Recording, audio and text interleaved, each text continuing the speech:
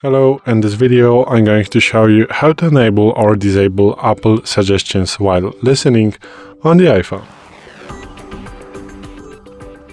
So today in front of me is the iPhone 12 with the iOS 17.4, but it really doesn't matter which iPhone you have or which version of the iOS you have, it is all going to work the same on every iPhone. So don't bother, if you have another iPhone than 12, it is going to work and look like the same as on mine right now.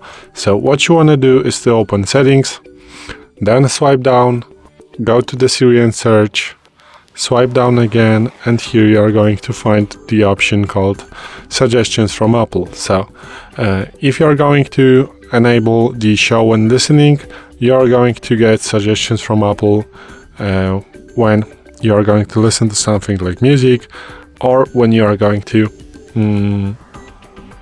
search something while listening on the iPhone. So now this feature is on, now it is off.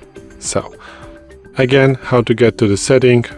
So open Settings, swipe down, Siri and search, swipe down, and you are here. So this is it.